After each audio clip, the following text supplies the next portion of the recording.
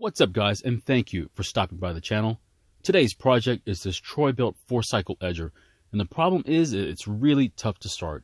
We're going to try to adjust the valve lash today and see if it makes starting a whole lot easier. It was suggested to me by subscribers to adjust the valves since this is a 4-cycle unit, and that's a pretty good idea because more than likely it's never been done in the 7 years since it was bought. Now, I haven't looked at the carburetor yet, but if it doesn't improve after the valve adjustment, we'll go ahead and look at the carb after that. I would like to put some gas into the edger and try starting it. If yours behaves in the same way, this fix might apply to your edger.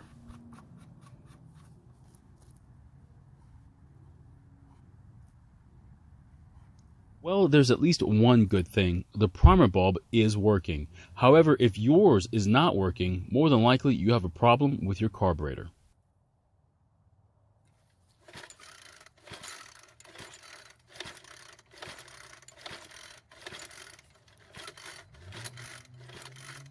Well, it's pretty obvious it's not gonna start. Let's put it on the table and take a look at the valve lash. You can barely see it from this angle, but we're going to need to get to the valve cover, which is underneath the rear cover and underneath the spark plug wire. We're going to start by removing the 3 bolts on the lower part of the rear cover. Then we'll need to remove 3 more screws, 2 of which are at the top and 1 is over on the far right side above the wheel.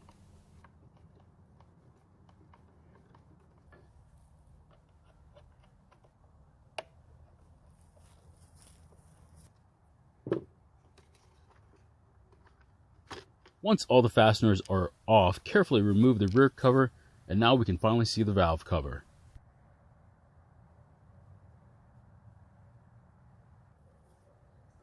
And it's pretty obvious by how tough it is to break this bolt loose that the valve cover has never been off this engine before. Once the bolt is completely free, move the spark plug wire out of the way and then remove the valve cover. I also remove the spark plug, and this way it helps me find where the piston is at its highest position at top dead center. So this rocker arm on the right is the exhaust rocker arm, and that means the one on the left side is the intake rocker arm. What I'm going to do is turn the engine where the jump starter goes with a flat blade screwdriver. And what we're looking for is to make sure that the piston is at top dead center on the compression stroke. So what the valve lash is the clearance between the rocker arm and the top of the valve stem. And if that clearance is too much or too little, it can affect the way the engine runs or how it starts. What's going to help us figure out the valve lash is a feeler gauge, which is basically a whole bunch of shims at predetermined thicknesses. The one we're going to use is a 5/1000th of an inch thickness, and we're going to use it by putting it in between the rocker arm and the top of the valve. And as you can see, the intake valve is very loose as I can slide it in and around with 0 resistance, so it will need to be adjusted. The exhaust side, however, drags a little bit, so it's exactly where it needs to be at 5/1000th of an inch. And just for fun, let's find out exactly what the intake valve lash is so we know how far out it was. And as you can see, it's pretty close. It just drags underneath it, so 9/1000 is about what the clearance is for the intake side, which is basically twice as much as it needs to be. So grab the 5/1000th of an inch shim again and then slide it underneath the intake rocker arm, and then turn the nut on top of the rocker arm clockwise slowly while moving the feeler gauge underneath the rocker arm. And then you'll stop turning the nut once the feeler gauge starts to grab a little bit underneath the rocker arm. Hopefully after we set the valve lash, the engine will start a little bit easier. Now that we've already got the valve lash set, I do want to show you an alternate way of doing this.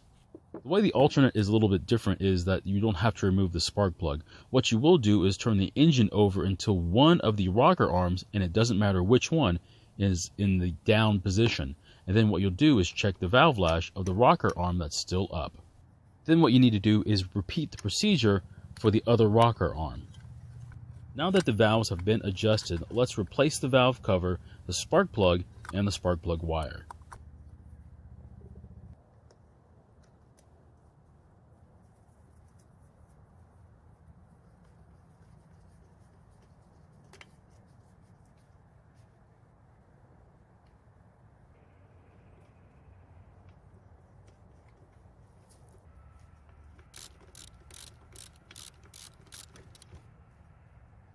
And before we replace the rear cover, let's put it on the ground and try starting it and see if it's a whole lot easier to start.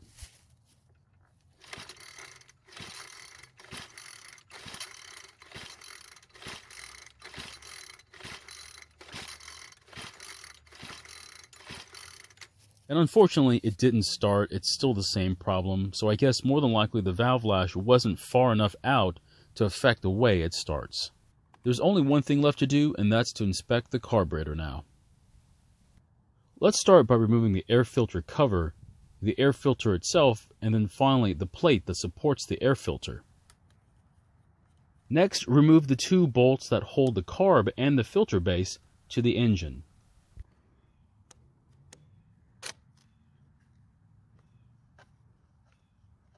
You're going to need to be very careful and disconnect an emissions tube on the backside of the air filter base as you're pulling it off. Now remove the carburetor by disconnecting the fuel lines and the throttle cable.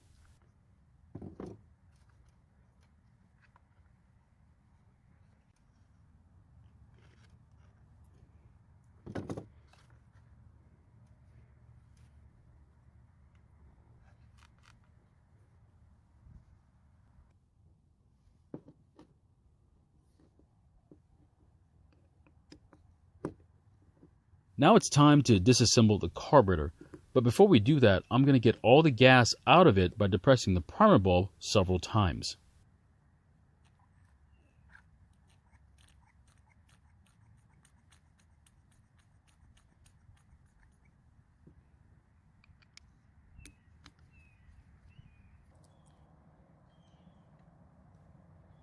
Once you take all 4 bolts off of the top, carefully remove the primer bulb and then the check valve base underneath it.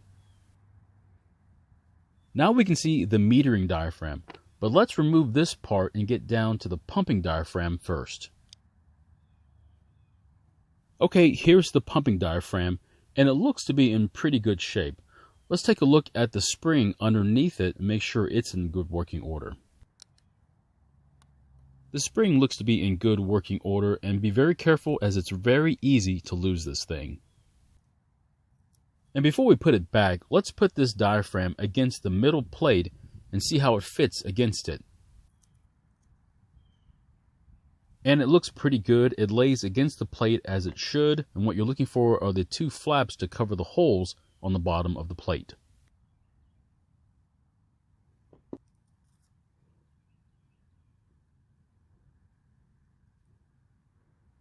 And it looks like the filter screen is also clear of any debris, so it should be pulling gas up from the fuel tank like it's supposed to. Now let's take a look at the metering diaphragm. Let's remove it out of its block and take a look at the rocker arm underneath it. And the rocker arm seems to be moving just fine. If yours is stuck, you're going to need to remove it and clean any debris that's holding it in place. The metering diaphragm looks okay, however it's not hardening, but it is in a weird position. It's not where it's supposed to be. This could be the reason why we're having a hard time starting the edger. Either way, since we're here, we're going to replace it anyway, and hopefully it fixes the problem.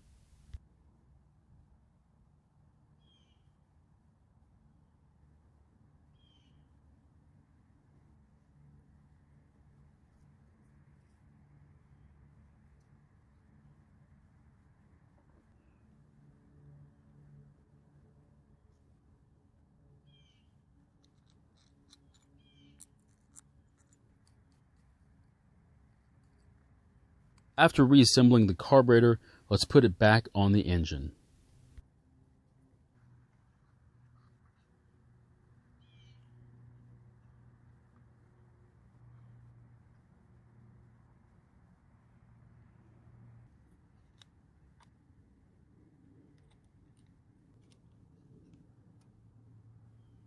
If this doesn't fix our problem of a hard start, I might consider replacing the carburetor altogether.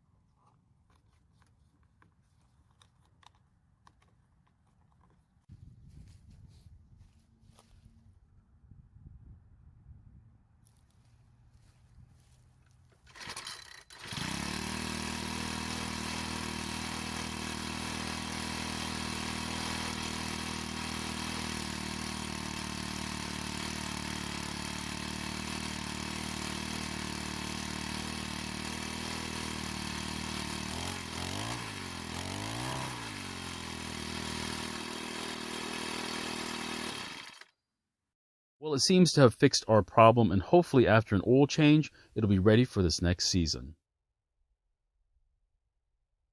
Thanks for watching this video, and if you have any comments or questions about your small engines, please leave them in the comments below.